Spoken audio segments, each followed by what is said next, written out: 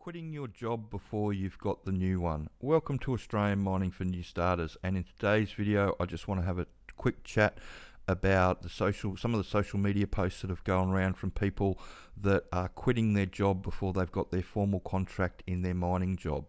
A lot of people have been putting posts around saying that they've gone for a medical and all that sort of stuff, and that they've quit their job, or they've gone into a talent pool with one of the big mining companies and they've quit their job. And if you're sort of doing that, then you're on a recipe for disaster, because while in the hard rock underground space, nobody puts anybody through a medical that costs $800 to $1,000 unless they seriously think that they're going to give them the job. But there's no guarantee that things aren't going to change after that, and it does. You know, if all these mining companies that run all these mines around Australia, and this is a view of all the mines that do gold and everything that goes into a battery. A lot of them are run by contractors as well as owner operators, and you know, people get the rug pulled out from underneath them all the time. So you really shouldn't be quitting your job until you actually physically have got a contract that says that your start date and your finish date and all that sort of stuff.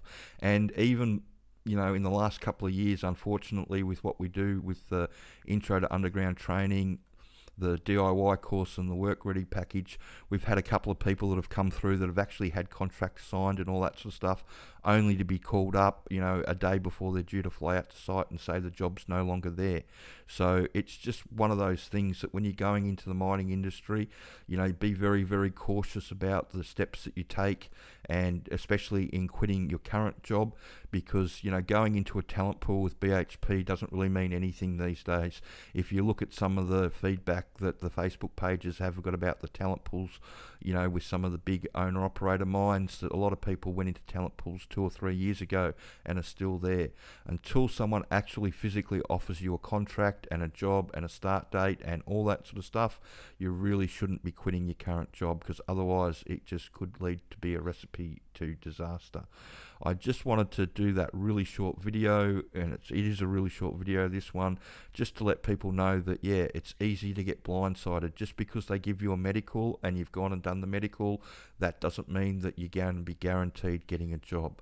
They pay for the medical. The reason that they pay for your medical is because they own it and they get exclusive access to it. So if you don't end up getting the job because they say no, you don't even get to go back and have a look at the medical and see what was wrong. So yeah, don't quit your job until you've got a contract, or you've signed your contract and you've got a definite start date. So I hope that information helps, and if you've got any questions about getting into the mining industry, please send them through, and if you could share this information around and like and subscribe to the channel. Thanks.